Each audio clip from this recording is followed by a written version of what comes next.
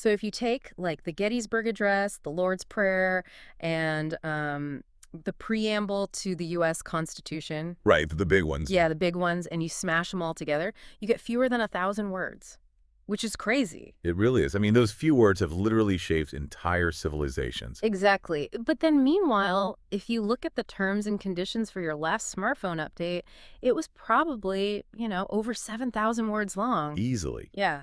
And honestly, that is the defining paradox of the digital age we live in. Oh, for sure. We have access to the sum total of human knowledge right in our pockets, but we are just drowning in this ocean of bloated, exhausting text. We really are. And, well, that brings us to the mission of today's deep dive. We are exploring the lost art of short writing. Yes. We're pulling from Roy Peter Clark's work on WordCraft for fast times, because if you are constantly trying to cut through the noise, whether you're writing like a crucial email to your team or a text message or putting together a presentation, we're going to look at why being concise isn't just some productivity hack for saving time. Right, it's not just about speed. No, it's actually a deeply powerful tool for clarity, for focus, and, delivering the absolute maximum impact. And what's fascinating here is that despite all of our technological advancements, our time-starved culture naturally hungers for communication that is lean, clean, simple, and direct. Yeah, we crave it. We really do. Yeah. When cognitive load is high, the short and the sharp is what actually penetrates the noise. But it is deceptively hard to do. I mean, even the absolute legends struggle with this. Oh, absolutely. Look at the famous novelist E.L. Doctorow. The man wrote sweeping, massive historical epics, but there's this famous anecdote about him trying to write a simple sick note for his daughter, Caroline, to take to her elementary school. I love this story. It's so good. He starts writing, my daughter, Caroline, and then stops, crumples the paper up, thinking, well, of course she's my daughter. Who else would be writing this? Right, overthinking every word. Exactly. Then he starts again. Please excuse Caroline, Dr. O. Stops again. Why am I begging? She had a virus. She didn't commit a crime. That is such a writer thing to do. It is. And he just goes through page after page, crumpling them up on the floor until his wife finally says, I can't take this, grabs a pen, writes a perfect note in 5 seconds, and sends the kid off to school. Which perfectly illustrates why short writing is so agonizing. Dr. Rameau himself concluded that writing is very difficult, especially in the short form. Why is that, though? Well, because when you have fewer words, every single word you choose carries an immense magnified weight. You have nowhere to hide. Nowhere to hide. Yeah, you really see that weight in journalism, too. There is this incredible contrast in how 2 different newspapers announced the death of Osama bin Laden. Oh, the headline comparison. Yes. Yeah. So the New York Times used a very respectable 2-tier headline. I think it was 15 words long. But the St. Petersburg Times, they used a single word. Just one word. Dead. Just that one word, printed in letters that were 5 inches high. And that contrast gets right to the heart of what the author Christopher Johnson calls micromessages. Micromessages. Okay. Yeah. So when you are communicating with just a word or a very short phrase, you aren't relying on the broad elements of style anymore. You are depending on the atoms of style. Okay, let's unpack this for a second. What exactly is an atom of style? Well, if a paragraph is a complex organism and a sentence is a molecule, the atoms are the microscopic building blocks. Like the letters themselves. Basically. Yeah. We're talking about syllable count. We're talking about the rhythm of hard versus soft consonants. We're even talking about the visual white space around a letter. Oh, wow. Yeah, that single word, dead, day, works not just because of the definition of the word, but because physically, those hard D's sounds at the beginning and the end, they create this phonetic finality. Right. It sounds like a door slamming shut. Exactly. And the visual size of those 4 letters surrounded by all that blank space hits the human brain with a visceral punch that a 15-word sentence simply cannot deliver. Which brings us back to that mathematical epiphany about historical documents. NPR's Scott Simon pointed out that if you combine 7 of the most world-changing texts in history... The ones you mentioned earlier. Yeah, plus a few more. So the Hippocratic Oath, the 23rd Psalm, the Lord's Prayer, Shakespeare's Sonnet 18, the preamble to the Constitution, the Gettysburg Address, and the final paragraph of Martin Luther King Jr.'s I Have a Dream speech. That is an unbelievable list. Right. And if you add them all up, it comes out to exactly 996 words. It completely upends the old cliche that a picture is worth 1,000 words. How so? Well, when you look at that list, you realize that the right words are worth 1,000 pictures. That is a great way to put it. But I have to play devil's advocate for a second here. Go for it. We are living in an era of 140 character limits where we communicate primarily in rapid-fire text messages. Aren't we just devolving? I mean, is typing an acronym and a smiley face really participating in the same craft as Abraham Lincoln writing the Gettysburg Address? That is the universal fear, right? Okay. That brevity just equals regression. But the poet Peter Minke offers a very reassuring framework to distinguish between, like, lazy shorthand and actual short writing. Okay, what's his framework? He argues that writing in short forms does not require sacrificing literary values. What it actually demands is focus, wit, and polish. Focus, wit, and polish. Exactly. Focus provides your unifying theme. Wit is the governing intelligence behind the words, and polish is that deliberate friction. The careful revision of those atoms of style we just talked about. And if focus, wit, and polish are the hallmarks, what I find so interesting is that you can spot those hallmarks in the most mundane, surprising places. You really can. Like, you can't just be a literary snob analyzing Shakespeare all day. You have to read the margins and the menus. Yes, the British author David Lodge makes this point brilliantly. He says a writer cannot afford to cut themselves off from low, vulgar, debased language. You have to look at the trash, too. Basically, you have to study short writing wherever it finds you because the mechanics of persuasion are exactly the same. Take a ransom note, for instance. Oh, the Lindbergh baby case. Yes, the 1932 Lindbergh baby kidnapping ransom note. It was grammatically flawed and phonetically misspelled.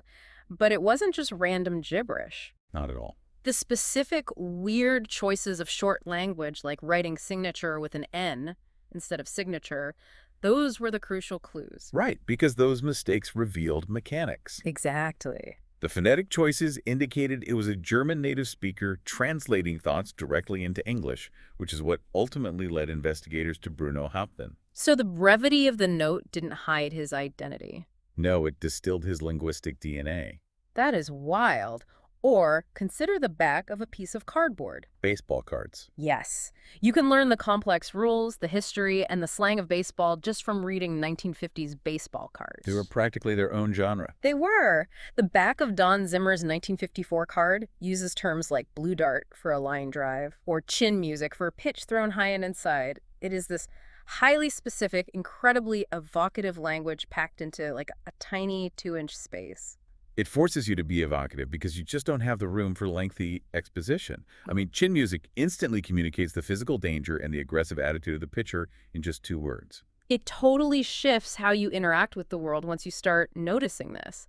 It's like carrying around a literary metal detector. That's a great analogy. Suddenly you're analyzing the rhetoric of those little chalky Valentine's Day heart candies. Oh, yeah, a modern ones. Yeah, they have messages like love bite with a Y, or pizza late me, or you're studying the side of a Kellogg's Raisin Bran box. And you can find profound structural progression in purely functional spaces, too. Like where? Take a nautical ship's wheel used as decoration in this Florida cafe called the Bayboro.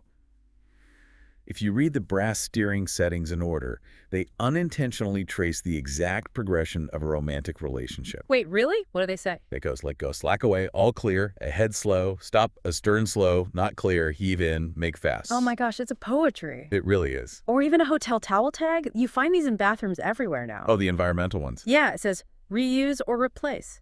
To reuse, hang towels up. To replace, place towels on floor. Take care. We owe it to one another. That's beautifully simple. Right. It doesn't use bloated, politicized words like sustainability or carbon footprint. It just offers a choice, an action, and a moral parable, all in a few sparse lines. Which brings us to a very practical question, right? How do we actually execute that kind of precision? Well, I have to admit, I tried applying this laser focus to a project update email this morning, and it was a total disaster. Oh, no. What happened? I tried to be so concise that I ended up cutting out all the context, and my boss had absolutely no idea what I was talking about. So where is the line between being focused and just being, completely unhelpful? That is the most common trap. People constantly confuse short with incomplete. Okay. Real focus doesn't mean deleting vital information. It means structuring the information so the brain can absorb it effortlessly. Even in a longer piece, individual paragraphs need to function as their own short, focused texts. There is a great example of this from the sports writer Frank Dufford. He wrote a 207-word paragraph about the year 1898. Okay. He wanted to establish one simple 4-word focus for the paragraph. The nickel was king. Right. And instead of writing this long, boring essay on 19th century economics, he just uses 11 rapid-fire examples. A cigar, a beer, a movie, the subway, coffee, soda, ice cream, a Tootsie Roll, all cost a nickel. And the reason that rapid fire list works, the underlying mechanic there is momentum. By creating a staccato rhythm, DeFord tricks the brain into absorbing a massive list of data without getting bored. You don't even realize you're reading a list. Exactly. He creates what we call an at-a-glance experience. At a glance. Yes. When a text is short enough and structured with that kind of rhythm, the reader experiences the beginning, the middle, and the end simultaneously. You don't have to turn a page or scroll down a screen. You just take in the logic of the whole thing instantly. Book blurbs are the ultimate at-a-glance test. Oh, they absolutely are. If you compare the back cover of Stieg Larsson's The Girl Who Played with Fire with Stephen King's blurb for the nonfiction book The Hot Zone. Two very different approaches. Totally. The Larson blurb is just a mess of prefabricated pulp cliches. It says stuff like, crusading publisher, murderous game of cat and mouse, face her dark past, your eyes just glaze right over it. It's just noise. Yeah. But then you flip over The Hot Zone, and Stephen King's blurb is just 9 words. One of the most horrifying things I've ever read. The contrast is startling. King's blurb relies entirely on the weight of his reputation and the pure simplicity of the statement. It's almost like a jump scare. By withholding all the specific plot details, King forces your own imagination to fill in the blanks, which is infinitely scarier than a long description of a virus. Precisely. And to find that kind of focus, writers use what the writing teacher Chip Scanlon calls the ultimate focusing question. What's the question? He asks, what's my story really about? And that adverb really changes the entire trajectory of the writing. There's this wild story about a woman named Anna Jane that illustrates this perfectly. I remember this one. She had a severe heart condition and was lying on her deathbed in the hospital, like barely able to speak. And at 3 a.m., she points to a can of Coke. A can of Coke. Yes. On her deathbed. Yes. The nurse protests, saying caffeine is terrible for a dying woman, but her family gives her a sip anyway. 3 hours later, she's sitting up. 2 days later, she checks out of the hospital, totally furious she didn't die on schedule, and she ends up living for several more years. It's an incredible sequence of events. But if you were writing about it, you have to ask, what is it really about? Right. It's not just a medical anomaly. Exactly. It's a story about the violation of conventional wisdom. It's about how sometimes challenging authority is the exact thing that saves your life. And once you identify that core truth, every single word you write serves that one specific point. But when writers fail to find that core truth, things fall apart pretty quickly, right? Oh, instantly. The major pitfall seems to be choosing a topic that is simply too wide. Like if you try to write a single sentence about how vandalism costs millions of dollars to repair, it's like staring into a massive blue sky looking for a tiny sliver of moon. You need a microcosm. Right. And another major trap is the detour. If you are writing a short piece about the 1980s band Milli Vanilli lip-syncing, you cannot suddenly veer off into a broad history of the German pop music industry. Right. Keep it focused. Yeah, in a long book, that's a nice diversion. But in a short text, it's a fatal distraction. And the third trap is hiding your focus in clutter. The novelist Mona Simpson has this brilliant, razor-sharp opening line. Oh, I know the one. He was a man too busy to flush toilets. It's brilliant. 9 words. It tells you everything you need to know about his arrogance and his pace of life. Now imagine the unfocused version. Right. It would be something like, he was the kind of man who was way too busy to engage in common everyday activities, such as the flushing of toilets and the placing of dirty dishes in the dishwasher. It just ruins it. 32 words, and the punchline is completely buried. The shorter the text, the tighter the focus must be. Which leads us to how professionals execute this distillation process under intense, real-world pressure. Yes, let's talk about Peter King. The correspondent for CBS Radio News. Yes. His job is mind-boggling. Imagine NASA releases a 250-page, highly technical, incredibly dense report on a space shuttle disaster. Peter King has to translate that into a 35-second breaking news spot for the radio. That's a huge task. He literally distilled a 250-page shuttle disaster report down to 4 essential words. The foam did it. It is an absolute masterclass in synthesis. But wait, I have to push back on that a bit. Is that actually helpful? How do you mean? Well, if I'm a NASA engineer or even just an informed citizen, 4 words doesn't tell me how to fix the shuttle or what the systemic failures were. Doesn't extreme brevity run the risk of dangerous oversimplification? That's a very fair critique. If King were writing the engineering manual, 4 words would be catastrophic. Right. But King's strategy is to treat the radio spot like a picture postcard. He isn't trying to write a comprehensive report.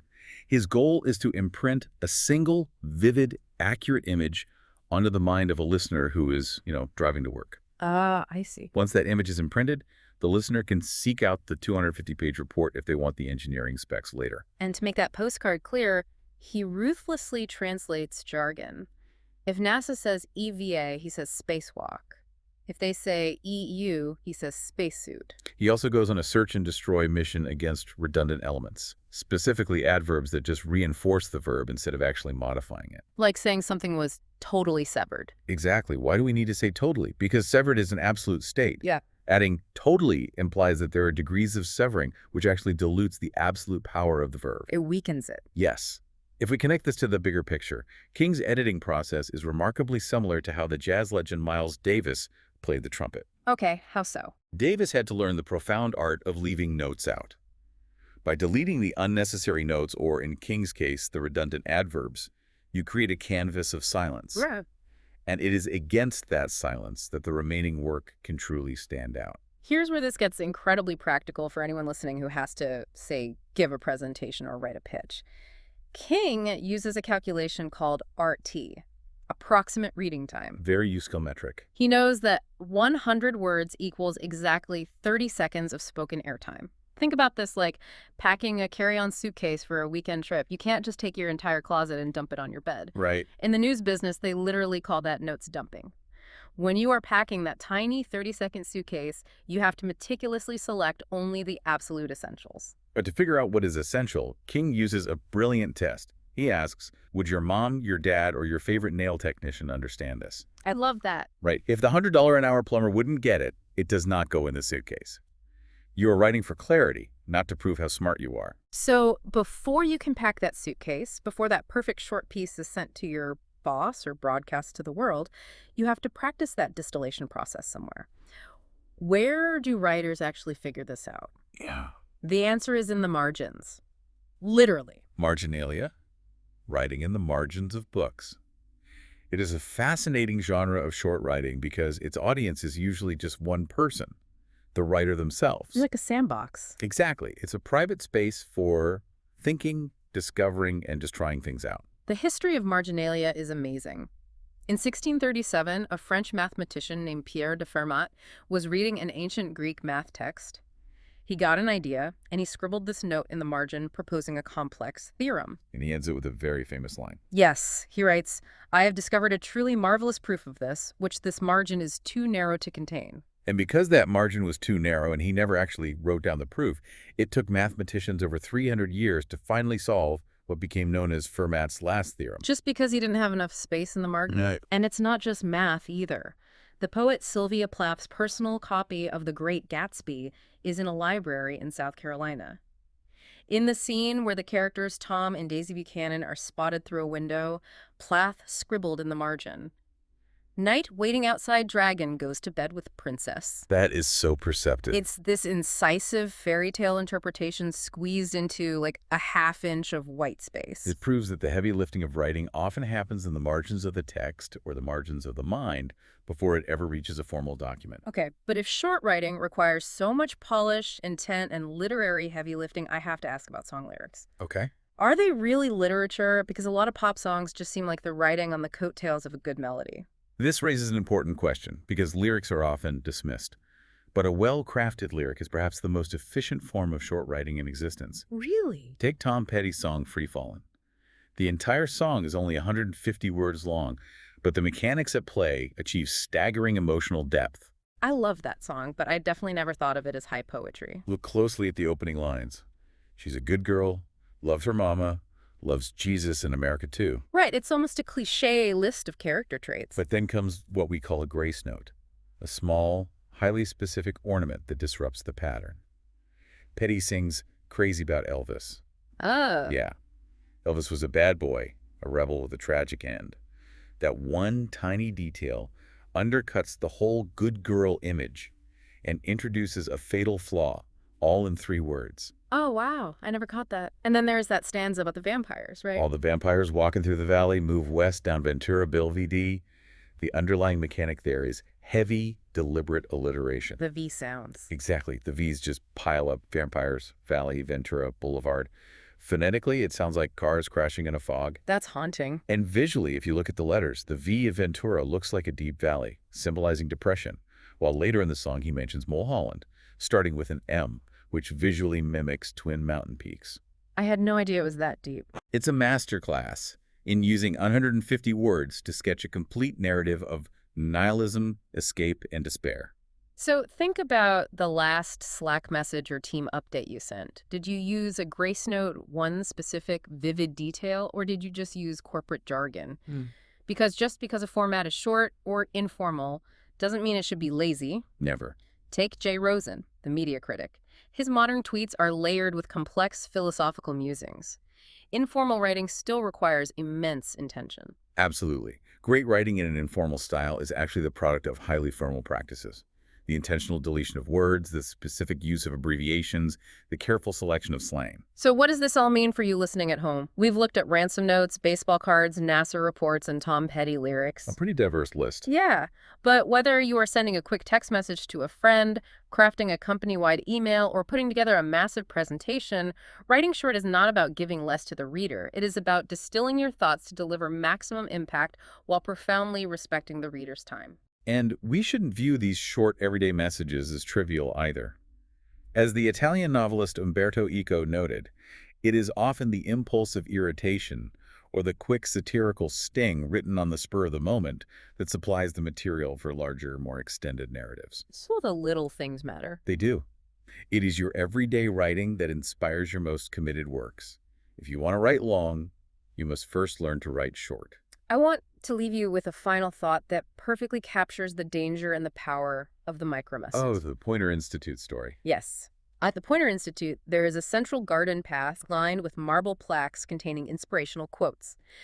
They decided to engrave a famous piece of advice from the Roman poet Horace. Okay. The Latin phrase is nulla dies sine linea, which translates to never a day without a line, meaning, a writer should practice their craft every single day. A beautiful, concise sentiment. But the stone engraver accidentally left out a single word, sine, which means without.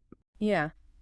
Because he missed one tiny atom of style, the plaque was permanently engraved with dead language gibberish that translates to never a day a line. It literally means the exact opposite of what was intended. That is tragic, but hilarious. Right. So I challenge you. Look at the emails, the text, or the reports you sent today. If you remove just one word, does the whole message fall apart? Does the meaning entirely reverse? That is the true weight of the micromessage. That is the true power and danger of writing short.